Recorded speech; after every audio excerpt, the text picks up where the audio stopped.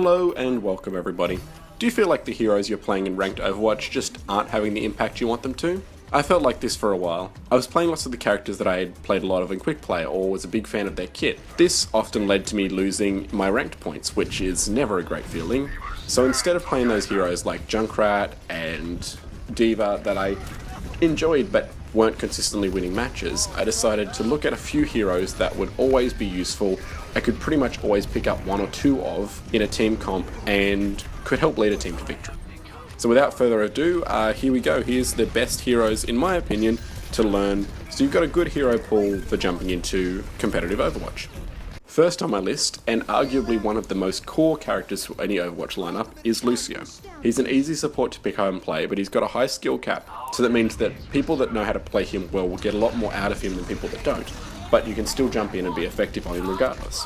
I've found many successes where his healing and his mobility make him an excellent choice for stalling a payload or holding out just that last few sections on a King of the Hill map and making sure that the enemy team can't cap it. Basically, he has two modes, a speed boost mode and a healing mode. Switching between those two and knowing when to switch between those two is absolutely key to the way he plays.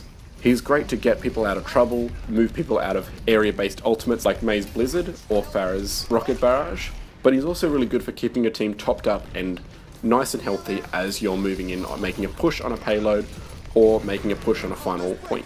The best thing about Lucio is probably his ult, which is that drastic overheal for a couple of seconds. While you can still pick off heroes under the influence of a Lucio ult, it makes him very versatile in keeping a fight going and keeping your team alive long after they would have normally been dead. This is especially handy for tanks. That couple of seconds of extra health means that a Reinhardt or a Zarya or a Winston can get in the middle of the fight and do a ton of damage without having to worry about being burst down. As for the way he plays, making sure you utilize his wall running abilities and his close range shotgun style ability that knocks people back is really handy.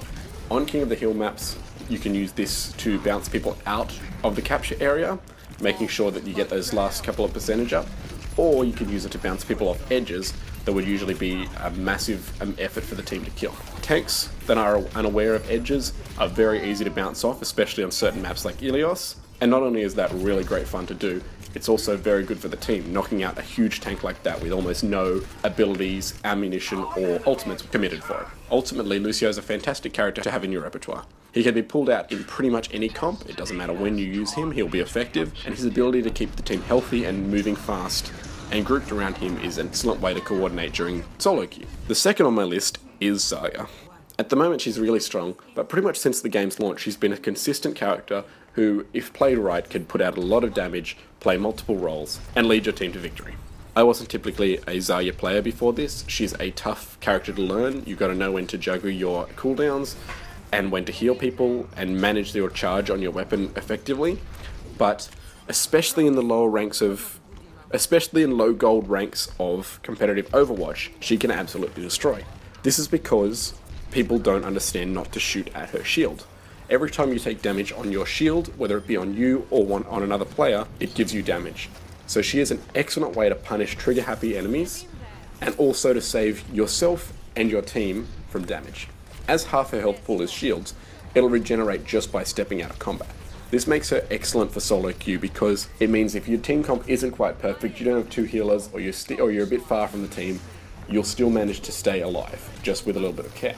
She can also save people and herself from enemy ultimates that would usually kill people in one shot, and you can also pop your bubble on people who are about to be ulted by another player or being charged by a Reinhardt, saving their life, and also giving you a nice boost of damage for the next fight. Zarya is kind of a support player, a tank, and a DPS in one.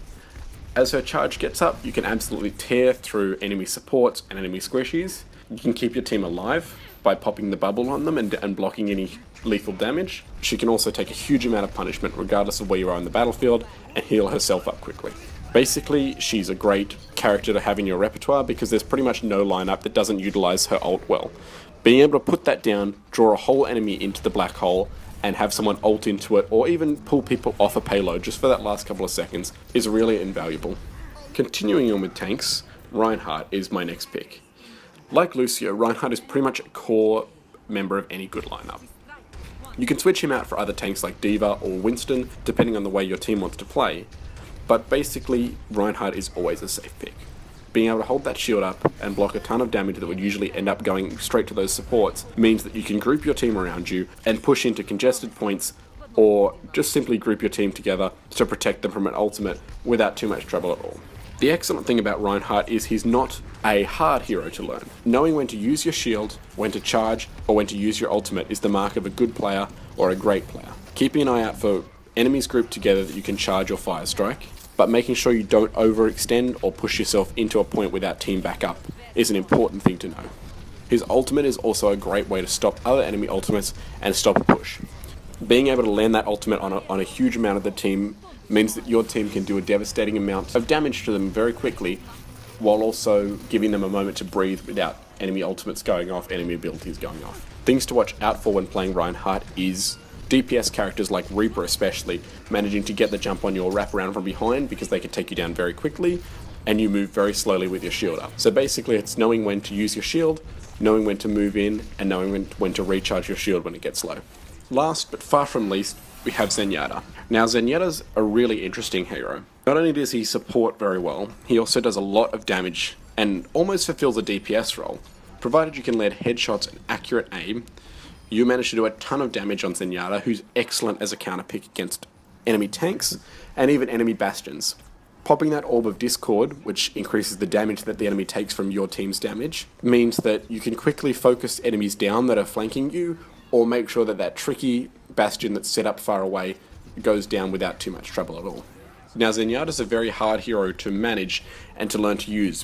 One, because of his very low health pool, which is 150 HP, and also because his projectile fire takes a fair bit to get used to. You need to be able to learn to lead the enemy a little bit, and keep the Orb of Harmony up on anyone that's losing health. Primarily he should be used as a healer. I wouldn't run Zenyatta into a field as a DPS or in lieu of a DPS.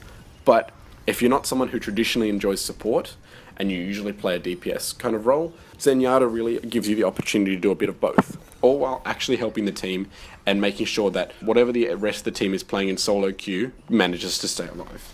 His ultimate is also extremely useful for nullifying enemy ultis. Say you have a McCree using High Noon somewhere, if you pop your ultimate and move over the team, the overheal will stop that.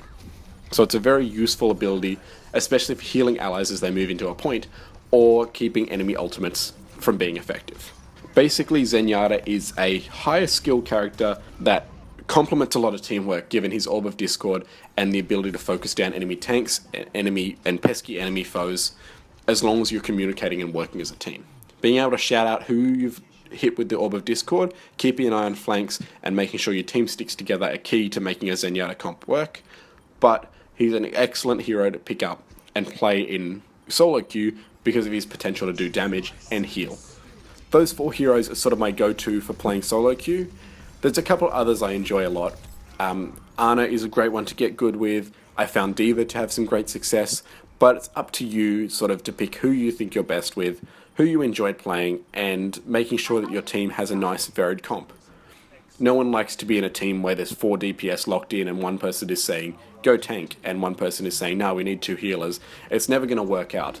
So knowing how to play and enjoying playing these less sort of picked roles is generally very rewarding and will often deliver a win where you would have normally probably fought and gotten a loss. Most importantly, Overwatch is about having fun, obviously. So make sure when you're using these heroes and changing heroes that you're enjoying them. Don't play these heroes just because you think they'll win. Play the heroes that you enjoy playing and you'll have a better time. As always, thanks for watching and we'll catch you on the next one.